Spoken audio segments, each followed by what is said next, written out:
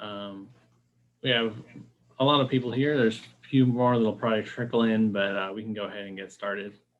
Hello and welcome to our continuing education. Today's is on using your therapeutic communication toolbox.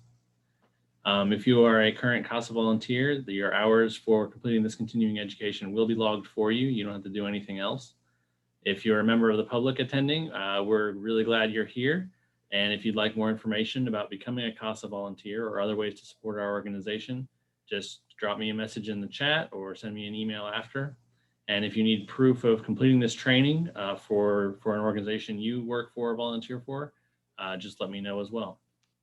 Our training today is being provided by Allie Barnett, who's the executive director of Justin's Place, which is a therapeutic farm serving children with diagnoses of Down syndrome and autism.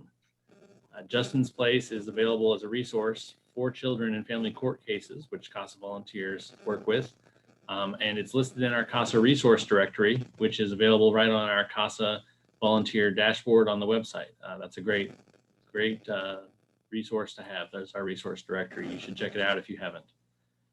We're also going to be visiting Justin's Place and interacting with the animals there for our continuing education in June. So you can sign up for that training by emailing me, and more information about that and all of our upcoming trainings are available on our website. So let's move on to the training, and Allie, you can take it from here. Awesome. Thank you so much. So it's really nice to see all of your all's names and some of your faces. Like Ben said, I am Allie Barnett, and I'm the executive director of Justin's Place, a therapeutic farm in Wilmore. And we'll be talking about therapeutic communication today. So I've always been someone who loves to learn and would jump on any opportunity to learn and absorb information. So that has kind of resulted in me having a really wide range of occupations and skills over the years. And as I look back, I feel like I've had a lot of exposure to different populations of people, different cultures and long-term mission work. And there's just been a couple of things that have reigned true through all of those settings across the board. And as I reflect back, like the one thing I can kind of reduce it down to is good therapeutic communication. So that is what I will be sharing about today. And let me see if I can go ahead and share my screen. I know in the past when I have done this, if I keep my video up, sometimes it messes up the audio. So just let me know if you think it's weird.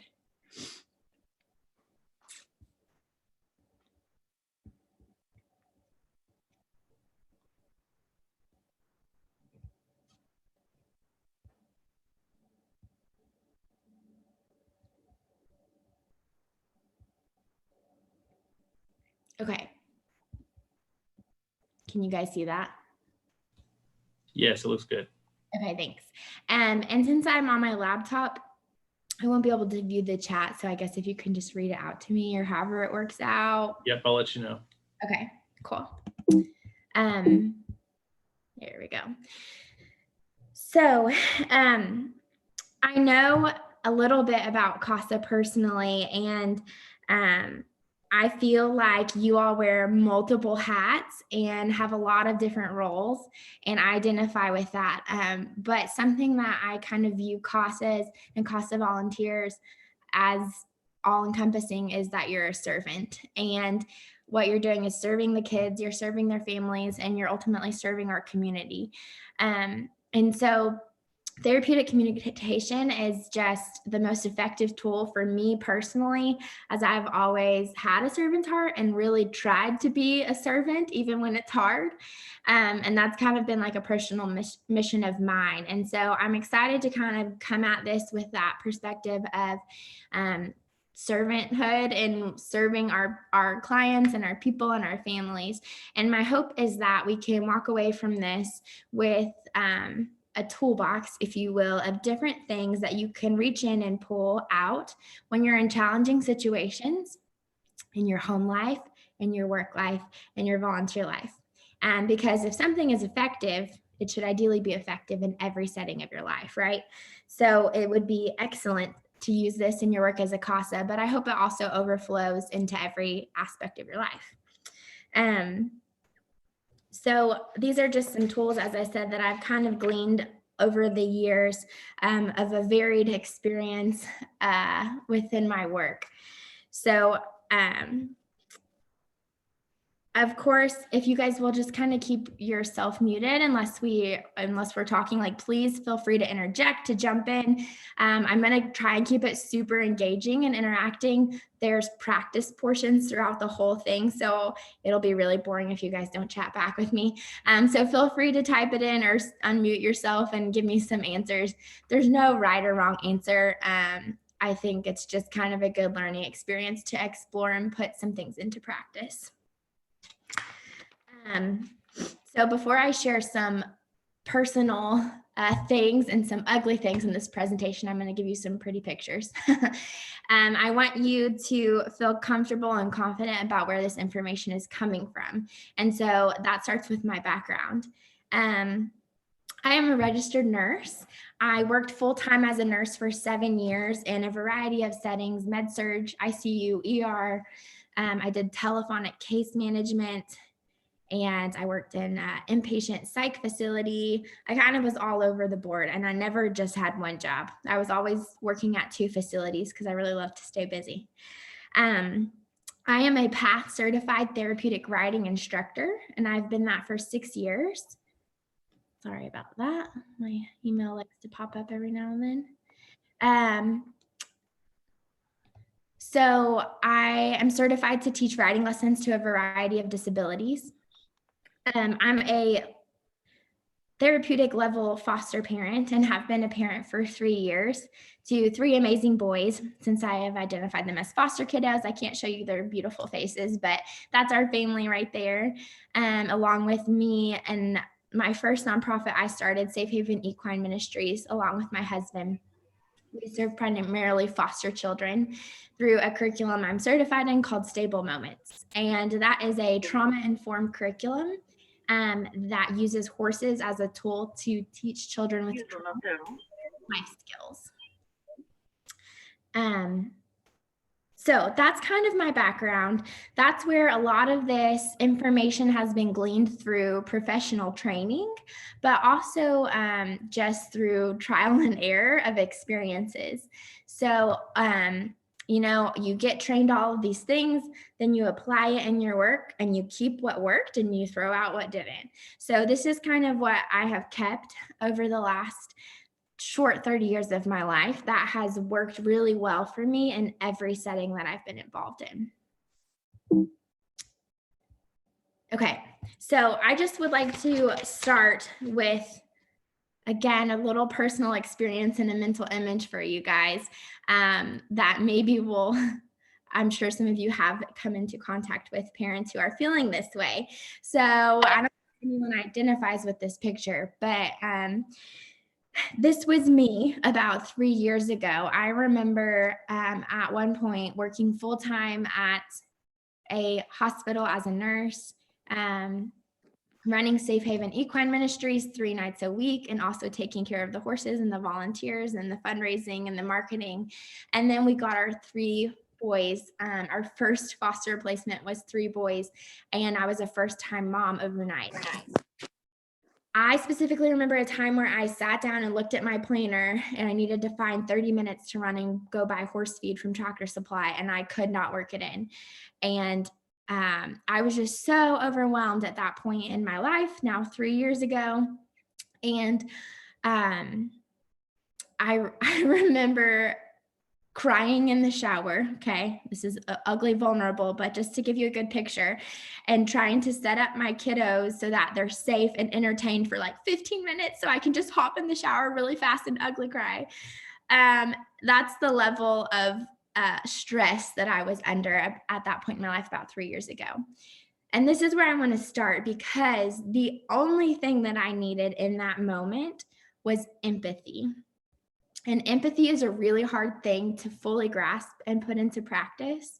But as crazy as this picture is, The only thing that this woman probably wants other than some support is some empathy to say, oh my gosh, you're doing so much. Man, that looks so hard. I see you. I see that that's really hard. And so we'll spend the most time on empathy before we move on to the other tools in our toolbox.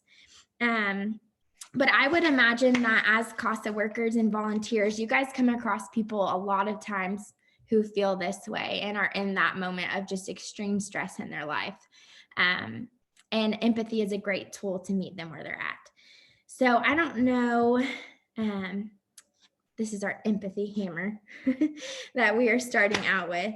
I don't know if any of you guys are fans of Brene Brown, and I don't know if this video is going to work, but it's a great little 3-minute video on empathy before we kind of break it down.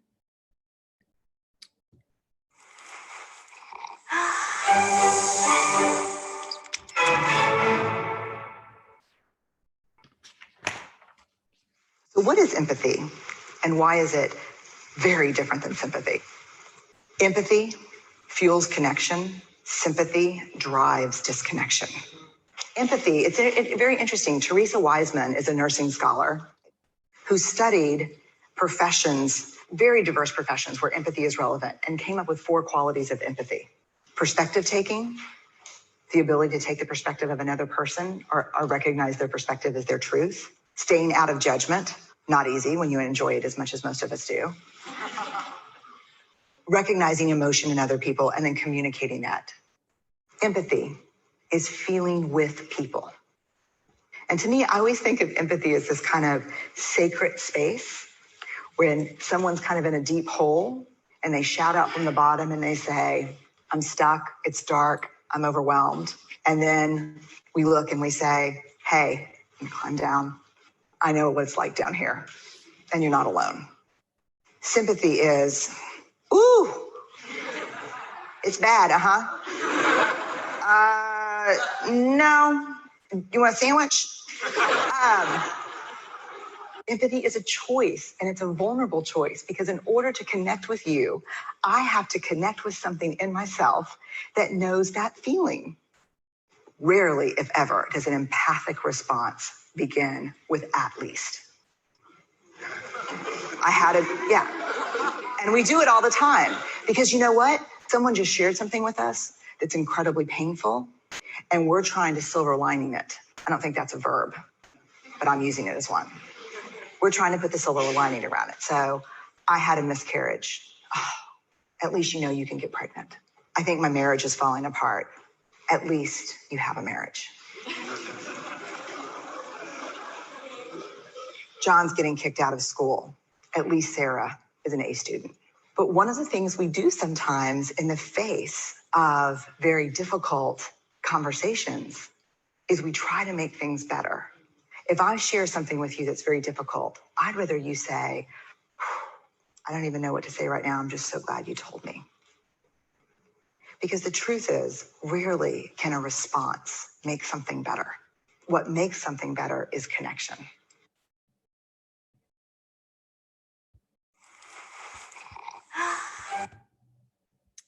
Did that work? Could you guys see that? Yes, and the audio came through, at least for me, very well. Okay, perfect. So that was just a cartoon animation that somebody did of a Brene Brown talk. She talks a lot about empathy. But the hard part about empathy is relating to the feeling, not the situation.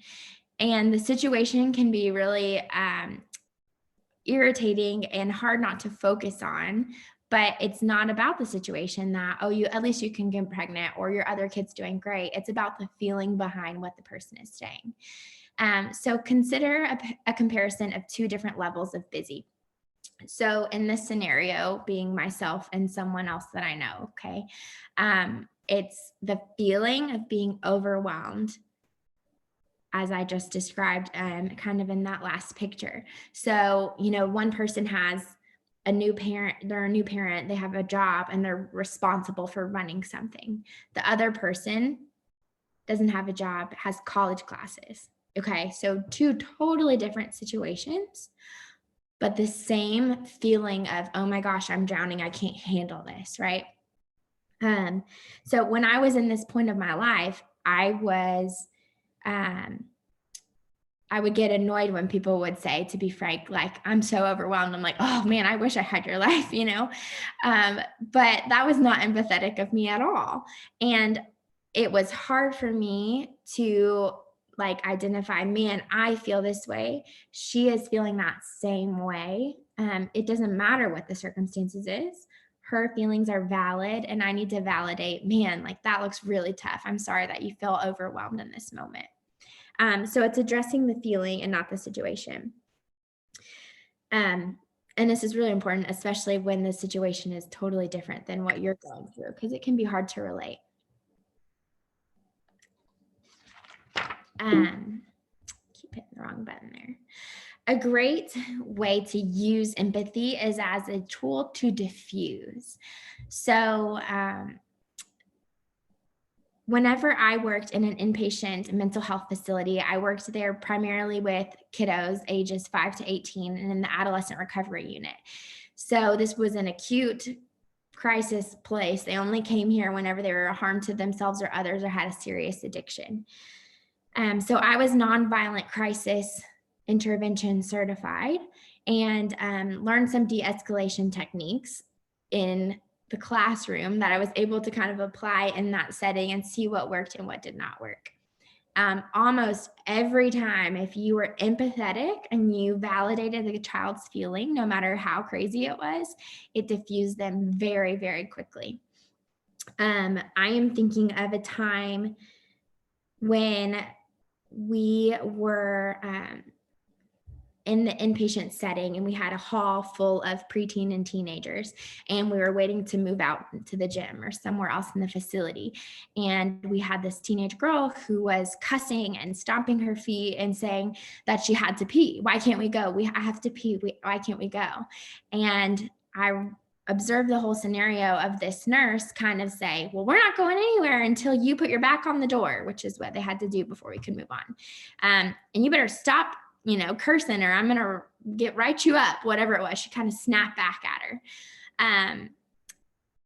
I'm sure you could kind of guess how that went. The young girl proceeded to continue cursing at the nurse and pulled down her pants and urinated in the hallway on the carpet. So, pop the top there was not effective at all. And there was no empathy in that response at all. A couple weeks later, I got pulled to an adult unit, and it was a very similar scenario. There was an adult male patient with his fist balled up, pacing, cussing, very upset. And I'm like, oh, here we go again. Somebody's going to escalate and something bad's going to happen. And he continued to escalate. We were in a group therapy setting, and he said, oh, I'm so mad. I just want to I'm going to throw this chair out at the window. And he picked the chair up. Completely different response from this mental health tech who was there. He said, yeah, you're angry. Throw that chair through the window. And immediately he was like, what? What do you mean? I can do that? You see that I'm angry? So it addressed, it validated, yeah, you're angry. I can see that you want to throw that chair through the window. And it completely diffused the situation. And he immediately calmed down and sat down and was able to join the group. So a non-empathetic response can escalate situations, and empathetic response can de-escalate situations. Or validating that emotion in order to diffuse a situation. And again, it doesn't matter what the situation is. It could be the most outlandish thing, but if you validate that someone is angry or upset, it will diffuse. So, okay, this is our first call on our people here who are listening. So empathy practice. So let's come up with some responses to this that identify that emotion and respond in an empathetic way, not trying to fix, but just recognizing what's going on and what that feeling is behind the statement. So the first one is, this is ridiculous. I'm being called a drug addict because my Xanax prescription was not up to date. So you can type it in or unmute yourself. Either one is completely fine.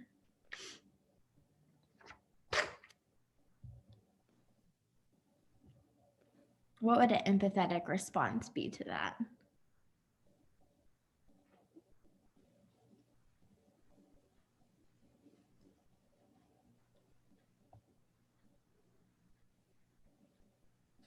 So is this a drug addict, or that's actually a drug addict and that's their reasoning for being a drug addict, or if this is somebody that's not a drug addict complaining about their prescription?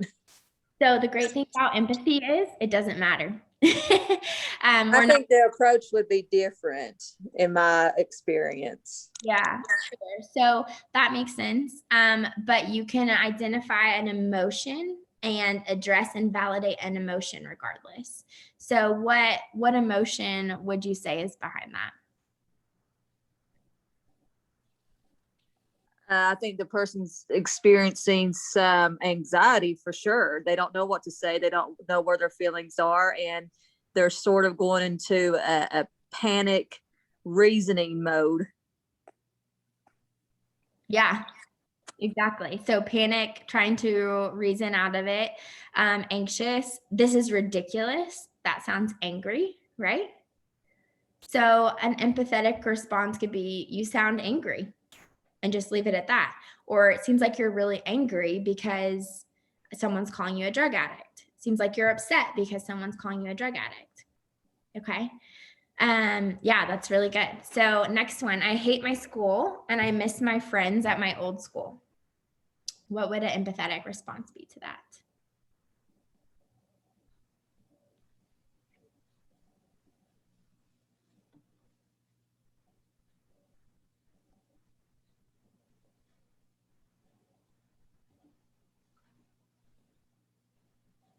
Could you ask them about what they like about their friends from their old school?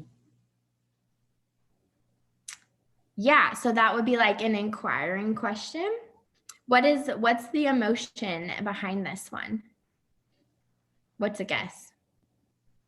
Sadness. Sadness. Yeah. So they're sad. They miss their friends. So it sounds like you really miss your friends and you're sad at your old school. Like, what did you like about them? I just know if I do the right things, everything will work out. Sounds like you are. What emotion is there? I would say stressed out.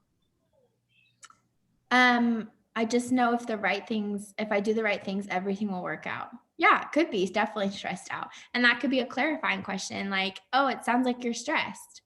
And they might be like, no, or like, yeah, I am. I would say they sound kind of hopeful, right? Like, oh, well, everything will be fine.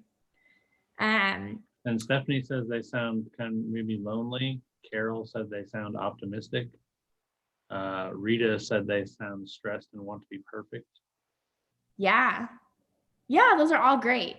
And so that's the great thing about empathy too. If you come down into that feeling space and you reflect that back at them, they'll let you know. They'll be like, yeah, that's exactly how I feel. Or no, I'm not saying I'm stressed. I'm saying blah, blah, blah.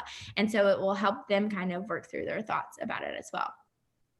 It's just that all the other moms on my street have neurotypical kids in these super nice houses.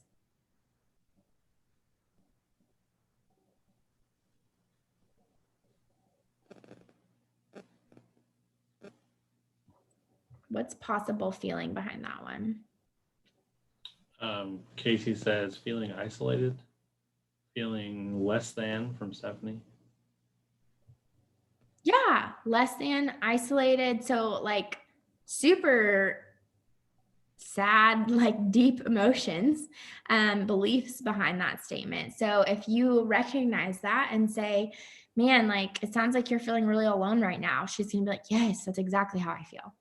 Last one, my wife is a really great mom. If we can just get her fully sober, she's such an amazing woman when she's sober.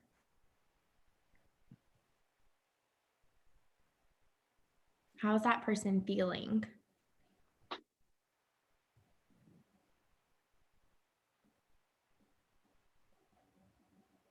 Casey says hopeful. Stephanie says helpless and hopeful as well. Yeah, and it sounds like he really loves his wife too, right? That's emotion, love. And So you says frightened. frightened about what might not happen, right, if she doesn't become fully sober. All great responses. Thank you guys for participating. So if we can explore that emotion with these people, it doesn't matter what the situation is. If we can identify, man, you're feeling really lonely, sad, hopeful, excited, that will make them feel very seen. And it will build rapport with those individuals that you're getting down on their level and you're meeting them at that emotional level. I have to give a shout out to our kids' CASA worker right now. I asked her if it was okay. Her name is Beth, because I posted something really simple on social media a while ago that was kind of joking about calling me a kiddo, like someone had called me a kiddo. And I'm like, oh my gosh, I'm 30 years old. I know I come across as really young. But it's just funny to me that I still get called a kiddo and I'm 30 and have 3 kids. So all these people were responding to me on social media. Just be thankful. Oh, you'll like it when you're younger. Just, like, oh, appreciate it while you can. The one person who responded empathetically was Beth, who is our CASA worker. And she said, if only they knew how much you had on your plate. And I just wanted to be like, that's why you're a CASA worker, Beth.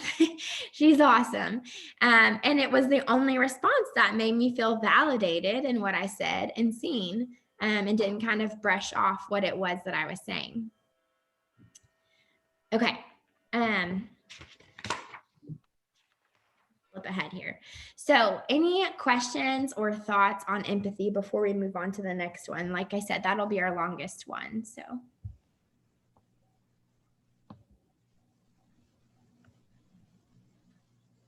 Okay, we're going to keep rolling. And the next one is affirm feelings, which is very similar to empathy, but present reality. So this is a tool that I learned in working in a psychiatric setting again, mostly with adult patients. And so this is used in those who are psychotic or delusional or have mental health diagnoses. However, it's great to be applied to everyone. And I use it all the time with my kiddos, my personal kiddos, and also some of the kids that I work with at my work. A lot of times when I don't know what to say, it's a great starting point. If I'm kind of like taken aback by something that someone says, I think, okay, affirm their feelings and present reality. And we'll talk about what that looks like. So in the scenarios that we've already addressed, so the angry impatient adult about throwing the chair. So affirm feelings, present reality. Yeah, man, I can see that you're really angry. I mean, we'll probably have to clean it up and fix the window, but that's all right. With the teen girl impatient. So I can see that you're upset and you really need to pee. As soon as you are near the proximity of your door, we'll go to the bathroom and you can go first. So I affirmed her feeling her need to pee, and then we addressed reality. We have to wait, and then you can go first. So I'm compromising as well. And my overwhelmed college friend with her classes, man, girl, it sounds like you are super weighed down and overwhelmed. I'm here for you, and thank God for coffee. Okay, so we affirm that feeling, but we say, you know what, I'm here for you. That's reality. Overwhelmed me 3 years ago. Allie, you are so busy. You must feel so stressed, but you're doing a great job and I'm here for you. Affirm feelings, present reality. I always like to say caution when presenting reality. Be careful not to fix and use Band-Aids. So it's not, well, you can try again, or it'll be better next year, or you just have to get through it. It's things that are here and now when we present reality. So you are safe. You are loved. I am here for you. You're doing a great job. And then labeling that feeling. So with kids, a lot of times they don't know what they're feeling, right? With my kiddos, full on meltdowns. They don't say, I'm angry. They're just having a meltdown. So we can say, T, I see that you're really angry right now, but it's time to go to bed. Firm feelings, present reality. So they feel like you're at least seeing them and seeing that they're really upset. This is something that a lot of people in occupational therapy, physical therapy, and different services for kids have as a goal for them, as to be able to label their feelings and understand and put words to the fact that they're angry, upset, happy, excited. So this is a great thing to use with kiddos to kind of help them develop. Okay, we're going to practice again. So affirm feelings, present reality.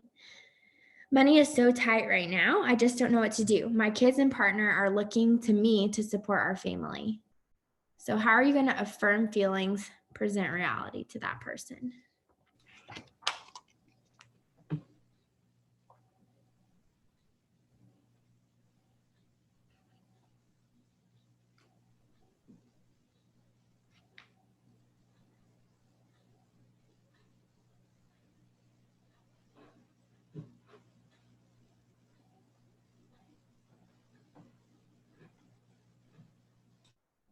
We can assume some things too from this. You can make up your reality if you want, but what's the feeling behind this one?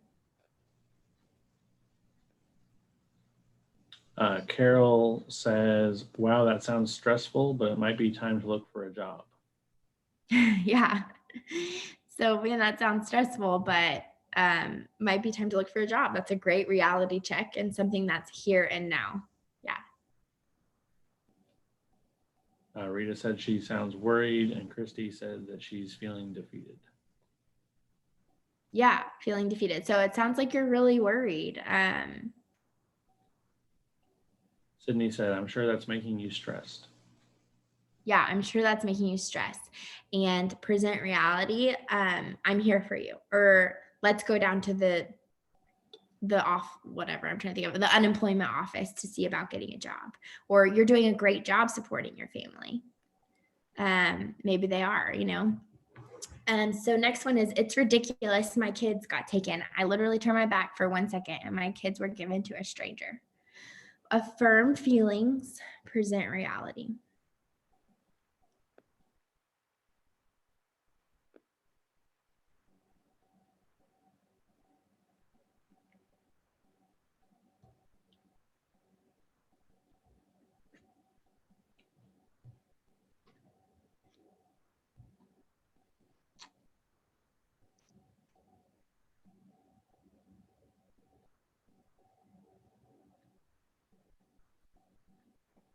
Sounds like she's really frustrated. Yeah, it's a great emotion to label. Sydney said, I'm sure you're worried about your kids. I'm here for you. That's great. I can see you're super worried about your kids. Reality, I'm here for you. Yeah. And Stephanie says, I'm sure you're scared and angry. Let's contact someone to answer your questions. Yeah, that's a great one because it also has an action. Like, let's talk to somebody to address your concerns. Those are all excellent. So like, I can see you're super worried, but your kids are safe, right? That's a here and now too. Like your kids are safe right now. And that's not promising anything or giving any more information. It's just everything is okay for the moment. I've been clean for 4 months. They recognized it in the last AA meeting, working at a restaurant for 2 weeks and making good tips. So what's the emotion behind this one? Well, they must be proud of what they've done. Stephanie says pride and accomplishment, and Cynthia says you must be so proud. Yeah. And presenting reality. I'm proud of you. You're doing a great job, you know, whatever it is. Sydney said, you must feel so proud. That is great progress. Yeah, that's great progress. That's a great presenting reality. Okay, last one. I miss my mommy. I just want to go home. How much longer do I live here?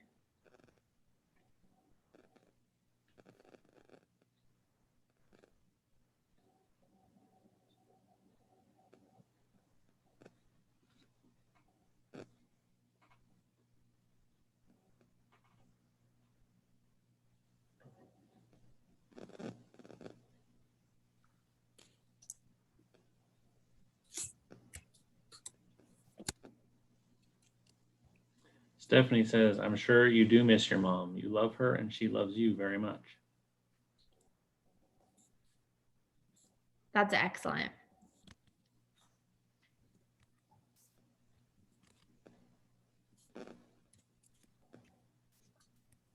So you're validating that she misses her mom, and you're also presenting reality that doesn't necessarily answer the question because you don't know the answer, but she loves you and you love her.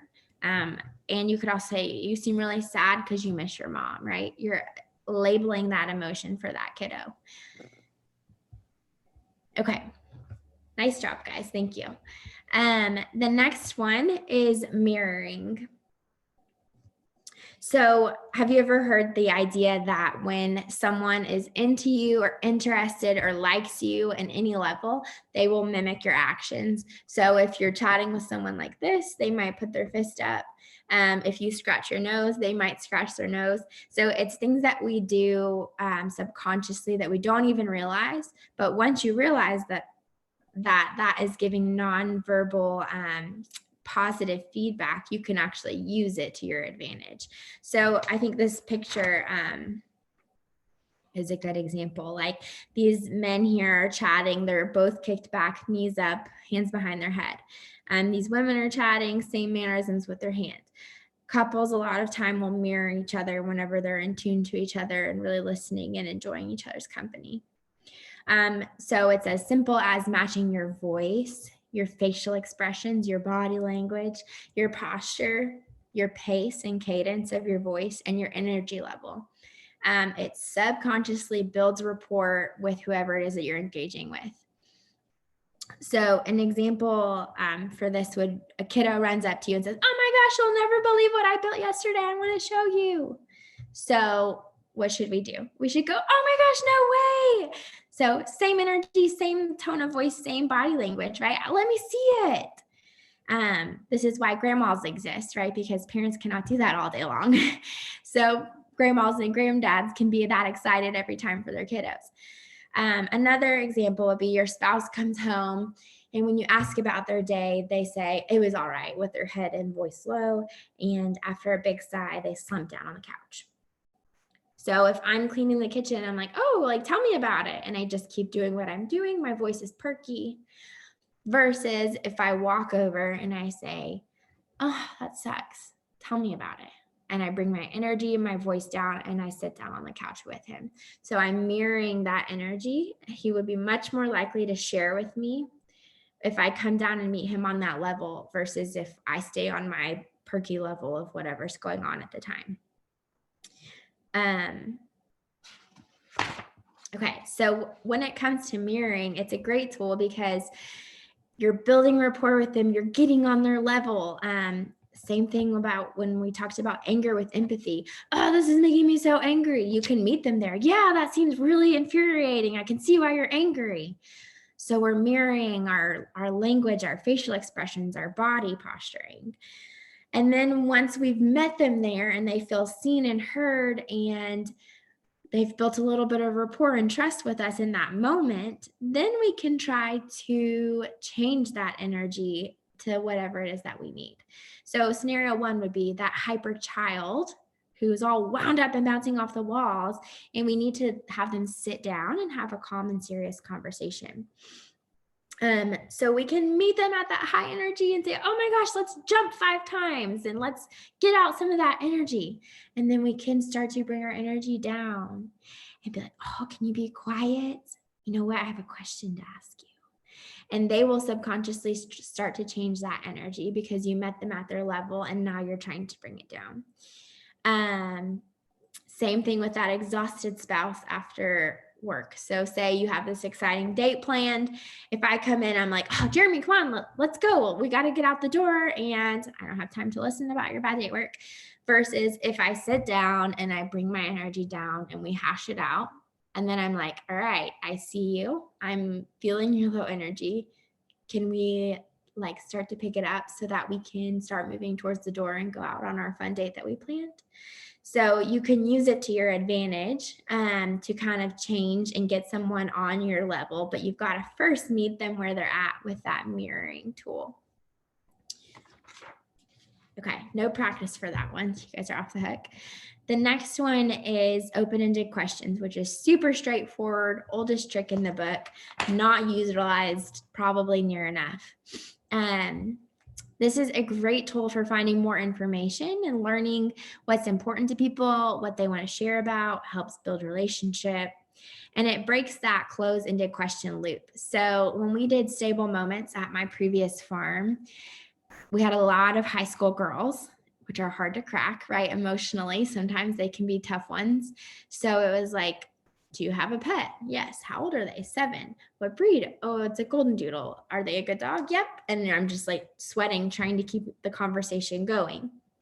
Whereas if it was, do you have a pet? Yeah. Oh, tell me about them.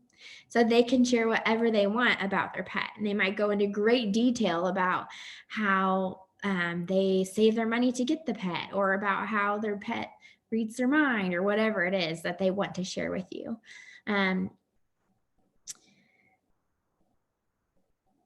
So this is just kind of a great overall tool to use.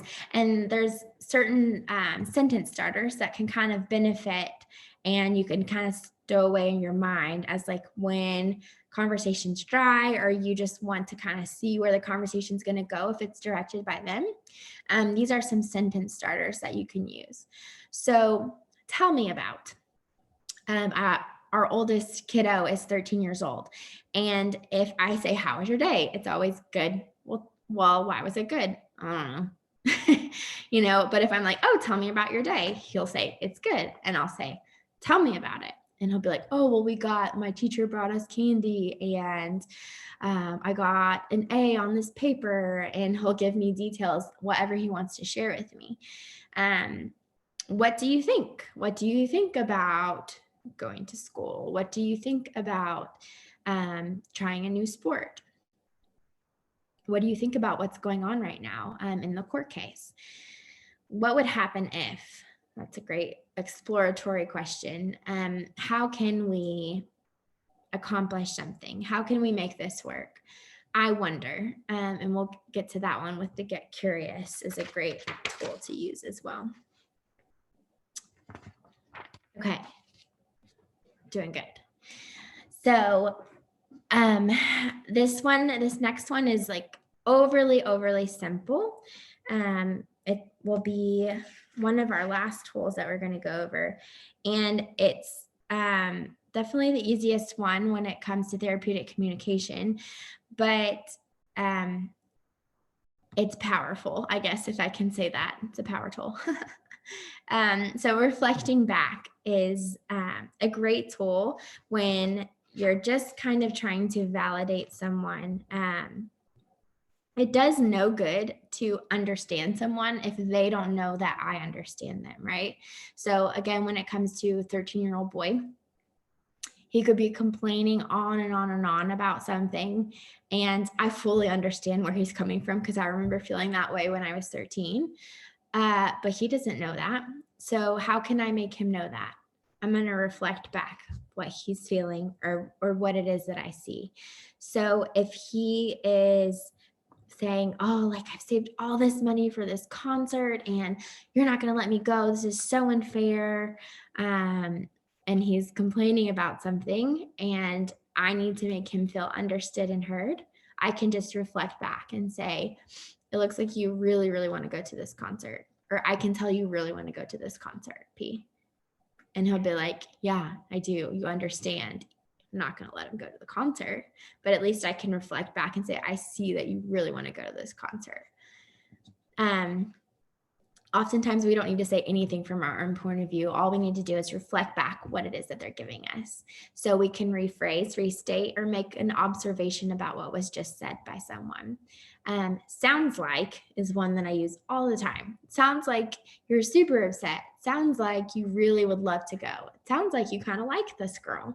You can also say things like, let me see if I have this straight. So you want to go here and do this because X, Y, Z. So reflecting it back, it allows them to clarify how they feel and make sure that we're on the same page about what's being stated and going on. This happens a lot in therapy sessions. and it helps to clarify and make people feel seen and heard. Okay. That's it for that one. So let's do some reflecting back practice. So literally all you're going to do is restate it or repeat it back to the person who is saying it. So it's been so long since I've gotten to see him. I really miss him. What's a reflecting back of that statement?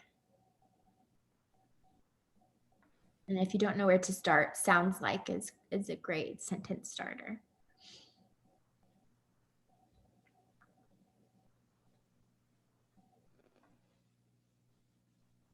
Yeah, you could just say, sounds like you really do miss him, or what I hear you saying is you really do miss him. Everybody, that's my mom. Thank you, Mama. Yeah, it sounds like you really miss him.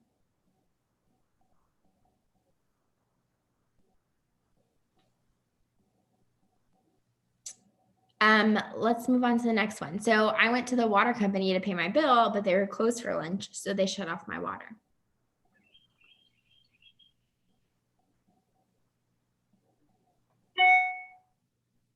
So would you just acknowledge, again, the emotion? You're just saying, well, it sounds like you're really frustrated that they shut off your water. I mean.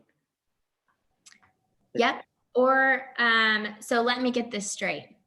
Your water got shut off because you weren't able to pay your bill? Or you can literally just say, your water got shut off? Yeah. Throwing it right back at him. The last one, I'm so excited. I have a visit this weekend with the kids.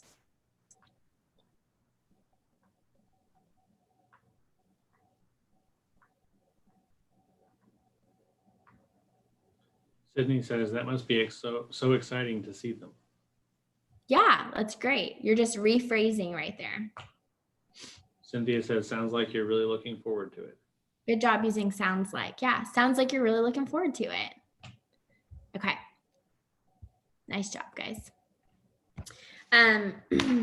Empowerment through choices. So this is a stable moments kind of idea through this trauma-informed curriculum. And I love this one because it has allowed me a lot of freedom in my life, and it's allowed individuals a lot of freedom and empowerment that you kind of open this up and say, you choose. There is no judgment. There is always a choice.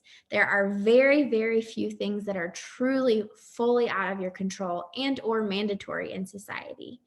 I really think that this is kind of a basic human right, is the ability to choose. And it makes me angry when people don't have the ability to choose. So even when things get pulled out of their power, they have an ability to choose something within their realm of control, right? So everyone wants to feel a sense of control, and providing really simple choices can help provide that for people and help them feel empowered that they actually have some control in their situation. So with kiddos, it could be, do you want to ride your bike first or go on a walk first? You choose. Do you want me or mom to read your book? Would you like to eat outside or inside? Would you prefer for me to stay or leave? Would you like to be called Mom or Jill? So anything that you can do to provide a choice so that they have some control over, even if it's just like coming over for coffee or meeting a family member, providing people with choice whenever they're in a powerless moment and they're feeling powerless can really help them trust you and feel like they have a say in what's going on. You do what you can to educate individuals to make informed decisions, and then you let it go on them with zero judgment. I would imagine that many of your people that you all are coming into contact with are in moments where they feel super powerless. So anything that you can do to support that and help them is so worth it, I think. As a nurse, I found this all the time in our elderly patients. It drove me crazy that they were not able to choose hardly anything. We just kind of forced everything on them. So I don't know if any of you all have ever been in an ER as like a patient, or in a hospital, or had a surgery done. I hope that you had a good experience, but in my personal experience, it's not usually that way. It's kind of, it feels like you're being treated like a sack of potatoes. Like someone might come in and be like, I'm going to start an IV, and they jab a needle in your arm. You're not really ever provided a choice and educated, hey, this is what I'm doing. This is why. Is that okay with you? In the hospital, for example, we give heparin or Lovenox to help prevent blood clots. So it's ordered every 8 to 12 hours. It's an evidence-based intervention that helps to prevent blood clots for individuals in the hospital. 40% of the time, it is ordered on people that do not need it. They're walking around and doing all of the right things. They're not laying sedentary in a bed, which is what puts you at risk for blood clots. It's ordered because the doctors don't want to be liable if they get a blood clot. So every time, it did not matter if I given it to them 6 times already that day, I go in, I say, this is a drug called heparin. We give it to you in an injection in your stomach. It helps prevent blood clots. You can also help prevent blood clots by walking around, pumping your toes, wearing TED hose and compression stockings on your calf. Would you still like this drug? And almost every time they would say, thank you so much for telling me that. I had no idea what that was they were sticking in my stomach, and they're bruised, head to toe from this injection that they didn't even know what it was. And now that they do, they don't want it. And that it's amazing to watch that empowerment come into them and be like, oh, thank you. I choose no. I didn't even know I had a choice. And of course, sometimes people would take it as well, but it was on them. There was no judgment, no pressure either way.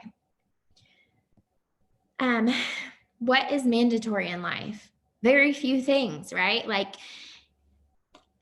if someone's like, I want to go to Kroger in my underwear, you can go to Kroger in your underwear. You might get arrested. You might get charged. There's consequences to doing crazy things, but ultimately it's your choice. When people have that ability to choose, it can really light a fire under them as well. So if you're like, oh yeah, like this really sucks. This is a terrible situation.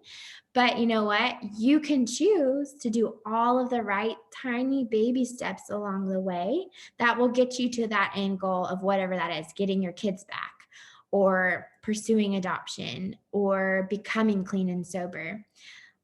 That's the end goal, right? But they can take that first baby step of going to rehab or signing a document or whatever that looks like for them. And I think we're not really good at that as a society, of presenting those options and just no shame. Like, you choose. I will support you in whatever you choose, and let me help you be educated in your decision, but no shame, no judgment, you choose. This is a great tool for building communication and rapport with anybody. I do it all the time with my kids, right?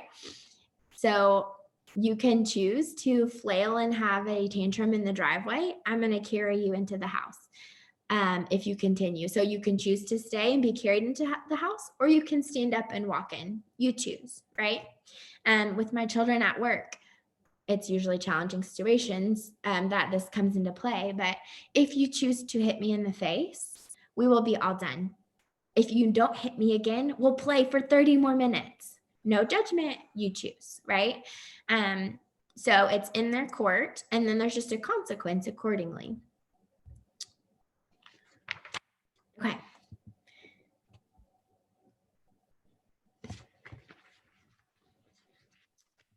So our next tool, we've got 2 more and then we'll be done, is getting curious. And this is a trauma-informed response, again, from the Stable Moments curriculum, that I find is really helpful when people kind of ask silly questions, right? There's no dumb questions, but sometimes you want to be like, what? No, that's not how it works. Or no, we can't do that. But instead, get curious. So there's no wrong answers. It's just like, what do you think? What this looks like is When you're asked a question, it's an option just to get curious about it. So, I don't know. What do you think? By not knowing, I don't have all the answers. We're just exploring all the options. We free up room for wrong answers and judgment. And we're just simply exploring an idea and building rapport with that individual. It promotes critical thinking and it helps validate that person's thoughts and feelings. So if they say something super outlandish and ask a question, it's like, whoa, why do you think that? And then they're able to say, well, I think that because, and you're kind of seeing their point of view instead of just be like, no, that's wrong. So some get curious practice. This one, some of these are actual real life scenarios, right? So what would be getting curious if a kid said, can we lead the horse by the tail?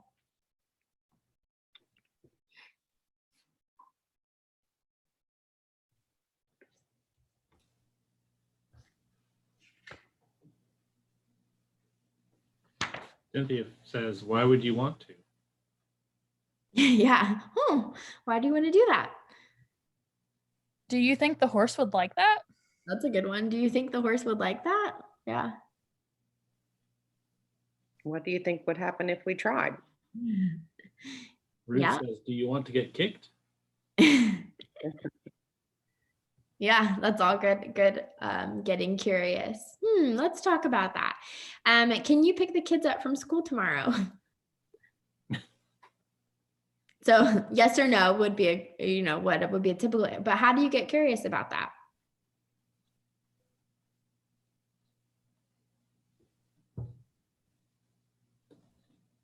Just asking like, what is the process?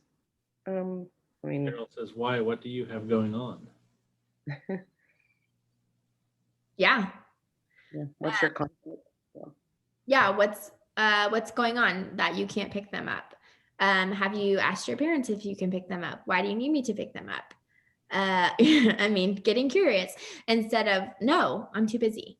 What will happen if I'm a few minutes late to the visit? And I'm thinking about like a visit with maybe kids and bio parents. What would happen if I'm a few minutes late to the visit? Becky says, do you have something you need to do at that time? Yep.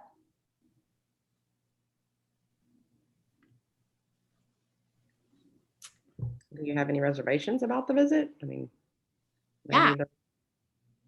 they're, procrastinating or worried about, I don't know. Yeah. What's going on? Why do you think you might be late? What has been your experience when you were late before? How do you think that would make your kiddos feel? How can I support you to make sure you're there on time? Like any inquisitive, getting curious questions of like, what do you think? And then it's on them, like, oh, well, yeah, last time, they brought it up in court that I was late, or, it made my kiddo really sad last time. And so you didn't say anything. That's on them. And they acknowledged it. And now they're like, oh yeah, I'm going to try really hard to not be because I don't want my kiddos to be sad or whatever it is that's going on. Okay. Last one is called a look over the fence. This is a motivational interviewing technique that we use in telephonic nursing, which is a strange realm within the nursing world. But it was really helpful when it came to behavior change, like helping someone to actually change their behavior. And what this is asking someone, what would your life look like if XYZ occurred? So it explores the benefits of a desired behavior change and allows discussion for reasons why to change the behavior. And again, you're not saying, listen, you should quit smoking because you're going to have lung cancer and you're coughing way too much and your emphysema is terrible and you're going to die early and blah, blah, blah. Like you're not barking at them all these terrible things about why they should stop smoking, which is the most common thing that motivational interviewing is used for. You're letting them tell you all the reasons why they should stop smoking.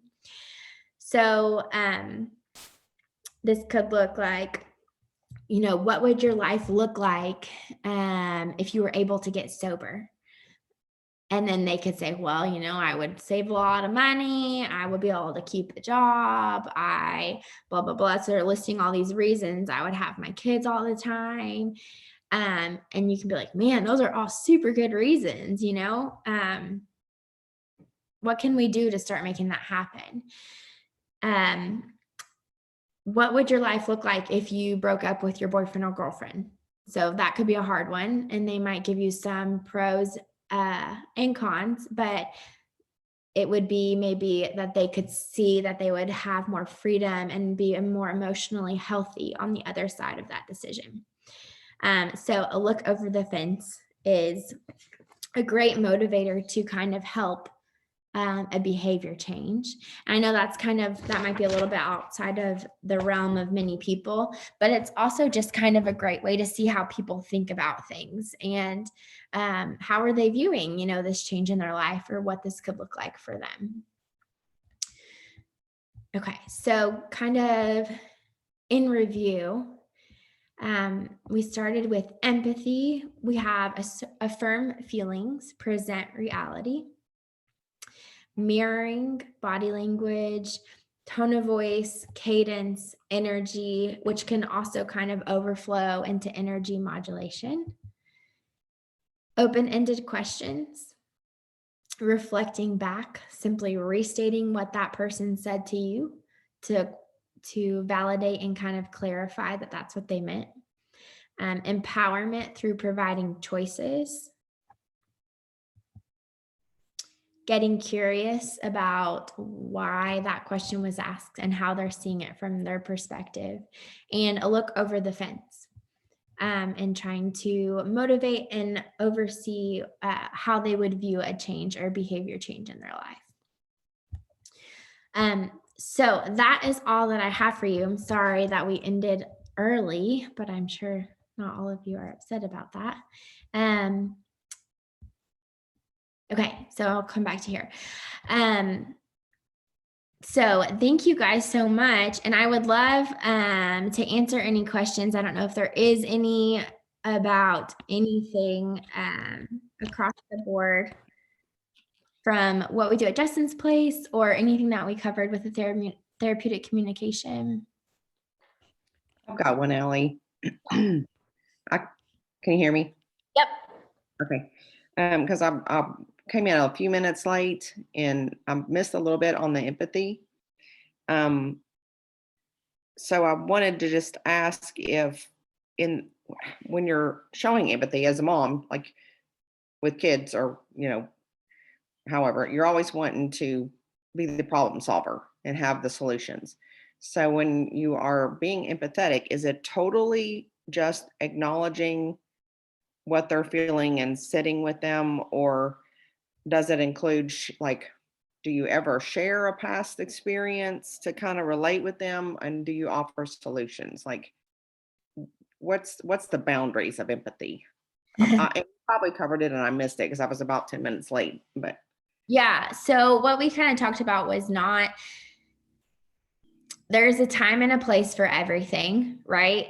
And if you want to use empathy as a tool to build rapport and relationship, and it is not your place to step in and be a fixer, which usually it pretty much never is. We want to as a human, and we want to judge and fix, but it's encouraged to never silver lining it. As Brene Brown says, we want to just sit and identify with the feeling and build that rapport with the individual.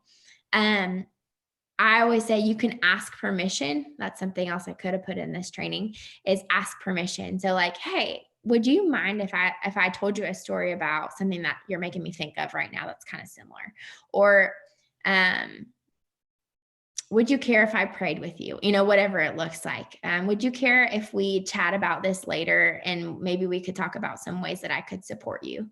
So asking permission, because hopefully people, if they're emotionally aware enough, would be like, no, I don't need solutions.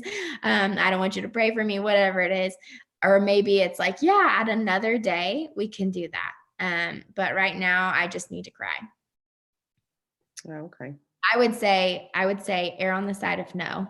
don't fix, don't band-aid, don't offer solutions, but maybe ask permission at a later date if for something specific. Yeah, and I find that hard to do. Like I always want to have, when I'm empathetic with someone, I always want to have the solutions, and which most of the time you don't, you know. You want to, but you can't most of the time. So Right. that's really good. I appreciate your training. I'm very proud of you. This was really good. Allie, I have a question about volunteer opportunities at Justin's Place. Yes. What's the minimum age of a volunteer that you will accept? 11 and 15 for lessons. So we have like kind of a junior volunteer crew that does farm work and projects. And then to participate in lessons, you have to be 15. Gotcha. Okay. I've got a 15-year-old, soon to be 16-year-old, who's a Locust Trace student and loves everything agri-science. So just kind of thinking about you guys. Yeah, and we actually desperately need volunteers right now. We have a wait list because we need more volunteers. Okay, perfect. Thank you. Yeah.